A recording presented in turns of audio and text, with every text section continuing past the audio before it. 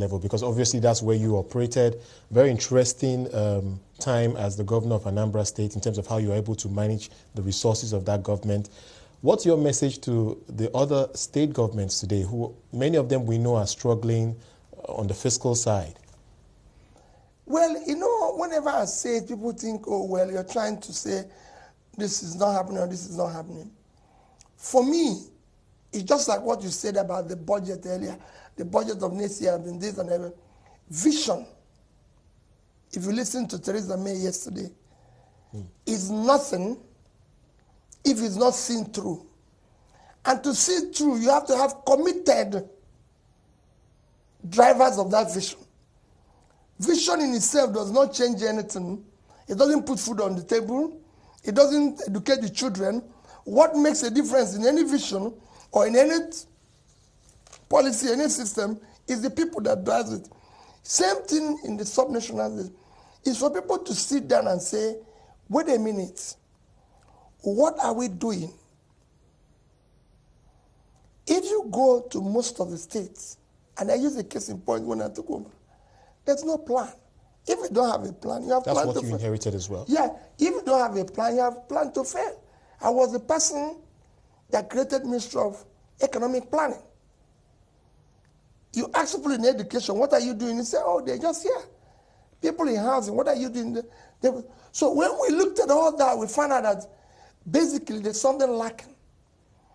And all we did was very simple. And that is what I advocate for people today. We went and borrowed a well-thought, call it development agenda, from the UN called MDG. Because today you see people say 3-point agenda, 1-point agenda, 7-point agenda. There's confusion everywhere. There's already an articulated agenda that if you follow it, you do a lot of work. We went and borrowed what the MDG and put that forward as our vision. All we did was to develop a strategy for delivery of all MDG goals. And we created what we call Anambra Integrated Development Strategy. It was only a process that allowed us to plan properly across all the MDG goals, budget properly, ensure execution. We moved our budget from being supply-driven to demand-driven. So we went to the people and said, what can we do? Because if you look at the MDG goals, it says fight extreme poverty, education, health, everything that you need to do. And because we're able to plan properly across all the MDG goals, budget properly, we could see the budget gaps that we were able to approach development partners to assist us and everything. And we can look at where to cut costs in order to put here, because why do we want to have to do this? If I tell you, like an education, why do we have to have an office of the governor that was consuming 15% of our budget? 15% of about the budget? That, yes, about that. 15% of our budget. Only for the office of the governor? Oh, yeah, and a lot of things. You know, there's a lot of things included in that office. Also of, AIDS, security vote, everything. So when we survive, I said, no. We have to move this to education. It's happening today. If you look at the situation where people are saying today they cannot access their UBEC money, it happened when we were there. So we collapsed the office of the governor. And we're able to use the resources there to put in health, to put in here and everything. So once you have a proper planning, proper budgeting, you could see the gaps you're going to shut down and do this. Right, interesting perspective. We're just about to count down to the closing goal. Of course, we'll continue this very interesting conversation with the former governor of Anambra State, Peter Obi. Obviously, this is a place that we haven't been in a very long time. A recession, it's tough. But recently you were speaking about the cost of governance, the opportunities to take out waste. I want you to continue to just expound your thoughts on that. See, well, for me, if you have a situation like we had now, the first thing is to look back and say, how did we arrive at this? is a critical thing. Unexamined life is not worth living. You must be able to look back and say, what did I do wrong yesterday that made me to be where I am now? And if you accept that you've made fundamental mistakes yesterday, and you're determined and correct same today, you have a better tomorrow. What we're not looking at, how did we arrive here? Let me take issue of one thing, savings. Nigeria discovered oil in 1960. Since 1960. Every other nation that was as lucky as we are, the first thing they tried to do is to bring in a form of saving of a percentage of the income from that. Nigeria chose the other side to consume everything. One is that no country in the world with a diminishing assets, because every natural resource is a diminishing asset, it will finish one day, have refused or is operating without the savings, except us. We decided that whatever we get will be shared immediately and everybody takes its own and run because there's no... But that decision is dictated by the current laws, I believe. That is what I'm saying. Does that now that's what I'm call saying, for a review of those That's laws? what I'm saying. So from 1960 to now, we have earned, Wole, 1.3 trillion in oil. If only our fathers didn't make a decision to save just 10%, would have had about 130 billion, which by the time you put all that interest and profits, it would be about 250 billion today. And we'll be in a good place. No, we won't be talking now. It would have been a totally different thing. Our children, the younger ones, will have hope of what I'm saying about their country. But today, we don't have anything. We don't have anything. But what is more worrisome, only every successive government blames the other for not saving. Shagari blamed Gowon for not saving. Obasanjo's military government blamed Shagari for not saving. When Buhari then came, before, they blamed, they've been a blame game. You even saw President Obasanjo there saying, the governors did not allow me to save. President Buhari said they didn't allow you to. Okay, we've all agreed that we did not save yesterday. That's why we're here today. What are we doing today to make sure that tomorrow we are not in the same blame game? Are we going to bequeath our children blame and regret? No. We have a constitution that says every revenue received should be created into federation account and shared across the 3 tiers of government. That constitution and section should be today, now, when I'm saying now, this period, be taken back to the National Assembly immediately with an amendment that says, forthwith, we will save 10% of every revenue, irrespective of our situation, just for a start. Well, if we do that today, luckily, all those who caused the confusion, all of us are still there. We are still part of the leadership today because we created this confusion. We brought this country to where it is. Whether you go, the governors were the people who refuse. The senior president is the governor before. Those, all the actors, whether in federal government, legislature, everything, are all those who created the confusion. So if they truly believe and they are sorry for what all of us did, let us today agree and amend the constitution to save 10%.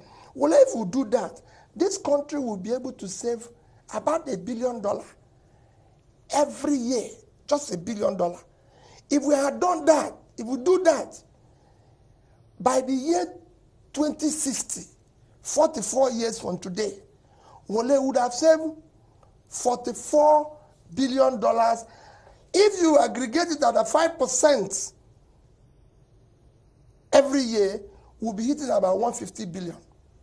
The story will be different. So the culture really needs to change. But today, everybody is still complaining and keeping quiet, and tomorrow we'll still say, hey, if this man had done, let's start now.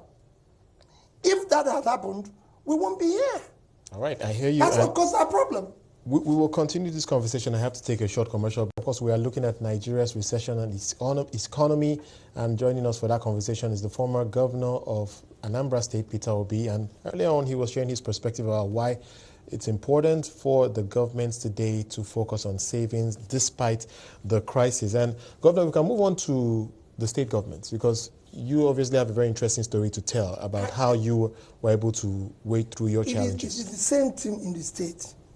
The state have to be able to have a properly developed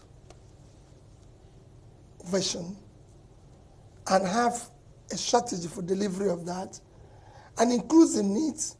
We're doing this, but we're also going to save this for tomorrow. And I give you an example. When we started saving dollars, the reason why we did that, to save in foreign currency, is I said, well, listen, if we're able to do the savings the way we're doing it, by the year 2050, we would have been hitting about $3 billion. But let's even not forget that maybe today nobody can, today nobody can save. And how much were you able to save over your tenure? The day I handed over, I had $56 million in Fidelity Bank, $50 million in Diamond Bank, $50 million in Access Bank in Nigeria. The banks that are here, you can go across to them. So over $150 million. $156 million. Now, what I'm saying is that if, for example, the state decides not to invest more, by the year 2050, 36 years from now, that investment will be worth about $1.5 billion. They can now approach World Bank, take a 36 non-interest-free loan, which was what we're trying to do them, to get World Bank to say, give me $150 million for erosion, and give me $100 million for education, non-interest-free. So I'm going to pay back World Bank 40 years from now, and I have what it takes that in 40 years will give me about $1.5 billion. I'll give them their $250 and take my $1.25 billion. Right. Well, and walk away. But how do you make this case for many states today, which we know are really struggling? Shut down the cost of governance. It is unacceptable. That's where it starts. Let me give you an example, just one example. Education. The most important investment anybody can do today, any nation can do, is in education. Nigeria has the highest number of out-of-school children today in this country that we have. Now, to help with this, federal government decided that they will provide some part of the education by giving them some money, but their request is that you must bring 50% contribution. So let me use this year for example. Federal government is giving each state about 600 million naira. So the state will bring 600 million naira. Now, the entire budget of all the states' expenditure this year is 5.4 trillion. The recommendation for us to meet the goal by 2050, we need to be investing about 10 to 15% in education. For it should be more, 20 to 25%. If you do it, 25% is 1.3 trillion. 20% is about 1 trillion. If you do it by 15%, it's about 800 billion. And if it's 10%, you could see where they are 5.something billion. Now, the all unassessed money in UBEC is 63 billion. And the state said they don't have the money. When their budget is supposed to be at least 540 billion, but they don't have money to assess this. But what is the crisis in it? I know a state where all they need to access their UBEC money is 1 billion. And if they bring 1 billion, federal government will give them 1 billion. With that, they will be able to construct at 10 million, 200 classrooms. That will be 6 classrooms each, taking 40 people, and they will be able to have classroom for about 48,000. They didn't do it. But the same state spent nearly $1 billion buying jeeps for 25 or 26 house members. It's a crisis. Right. It's all about priorities yes. and dealing with the crisis